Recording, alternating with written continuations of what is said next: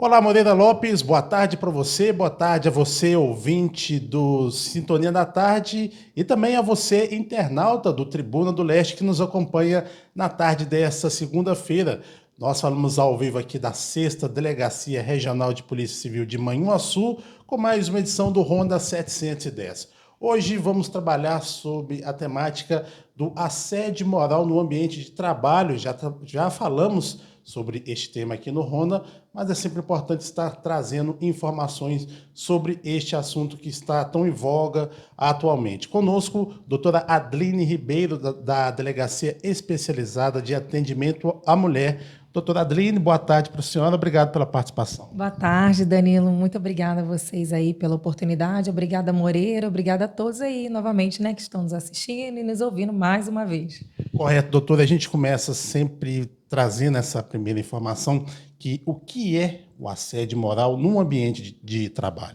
Então, Danilo, o assédio moral, ele nada mais, nada menos é um comportamento que o empregador tem, onde ele expõe aquela pessoa a situações humilhantes e constrangedoras no ambiente de trabalho, que devem acontecer de maneira prolongada e repetida.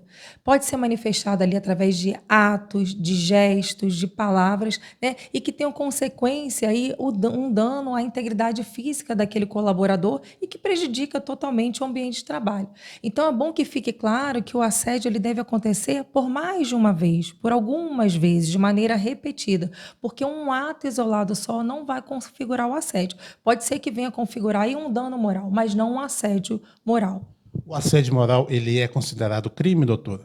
Na verdade, o assédio sexual, ele é configurado crime, né? E acontece muitas das vezes com determinados comportamentos que existem no ambiente de trabalho e que é feito por o superior hierárquico dele, né? Ele se distingue ali o assédio moral do assédio sexual. O que caracteriza o assédio moral no trabalho e quais são alguns exemplos de condutas abusivas? São exemplos, Danilo, de assédio moral, gritar com o funcionário, ter uma vigilância excessiva, limitar a quantidade de vezes que ele vai ao banheiro, delegar atividades incompatíveis de serem cumpridas ou até mesmo determinar prazos que sejam impossíveis de serem cumpridos para a finalização daquela tarefa.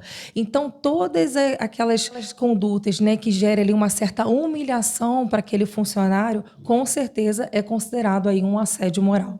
Portanto, as pessoas devem ficar atentas a essas informações e porque muitos empregados, doutora, não percebem que estão em uma situação de assédio moral no trabalho.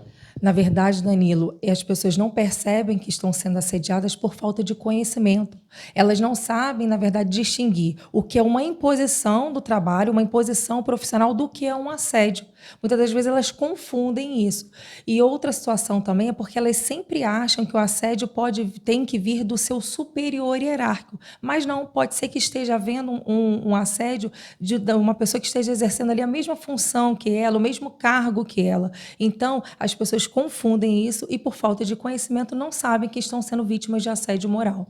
Ou seja, atribuímos somente ao chefe esse tipo de situação, mas, na verdade, ele pode ocorrer entre funcionários do mesmo cargo. Exatamente, do mesmo nível hierárquico. E porque a qualificação sobre o tema do assédio moral é importante para os empregadores e também os empregados. Isso, Daniela. Essa qualificação ela é importante porque ela prejudica algo muito sério no ambiente de trabalho. Então, precisa ter conhecimento de que isso prejudica não só o empregador, como o empregado. Isso tem consequências para os dois lados.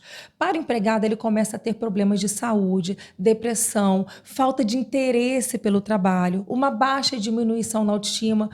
Quem é aquela pessoa que está sendo ali humilhada com frequência vai ter ânimo para trabalhar bem. Então, ela começa a ter uma baixa na autoestima. E para o empregador, da mesma forma, Danilo. Por quê? Porque ele começa a ter uma rotatividade muito extensa aí, né, de colaboradores.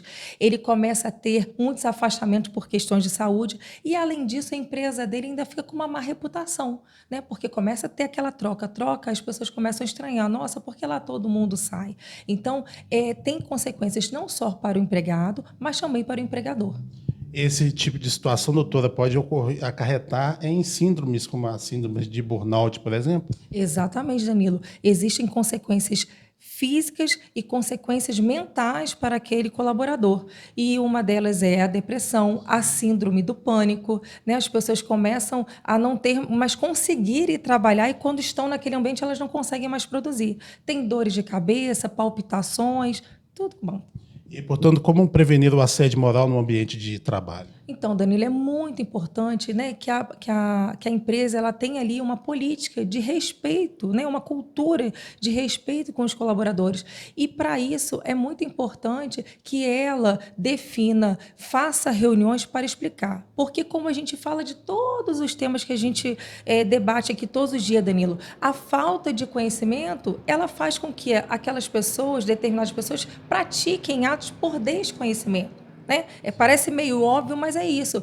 Tem coisas que são óbvias, Danilo. Você não pode humilhar uma pessoa. Mas, às vezes, uma palavrinha que você acha que não tem problema é considerado um assédio. Por isso que o conhecimento, a busca pelo conhecimento, não só por parte da empresa, mas como pelo empregador, elas são de extrema importância. Para a gente não praticar atos que a gente acha, não tem nada a ver, não. E normalmente tem. Então, o conhecimento, por isso que a empresa é interessante que as empresas elas façam reuniões, né? Tratem do tema, para que evite esse tipo de situação.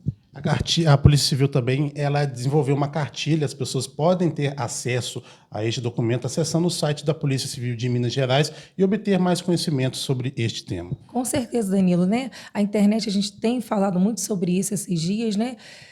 Tem coisas ruins? Tem, mas informação é o que não falta. Quando você está com dúvida se você está, por exemplo, no nosso caso específico aqui, sendo vítima de assédio ou não, dá uma consultada na internet, vê lá, olha, esse tipo de atitude é o que eu estou passando no meu trabalho e eu estou sendo assediada para você procurar seus direitos, seu sindicato e tudo mais, para que essa conduta não aconteça mais. Correto, doutora Adeline. Nosso muito obrigado pela participação mais uma vez. Eu que agradeço, Danilo. Uma boa tarde a todos e todas. Obrigada, doutora Adeline, pela participação. Nós retornamos na próxima segunda-feira, direto aqui da Delegacia de Polícia Civil de Manhuaçu, com mais uma edição do Ronda 710.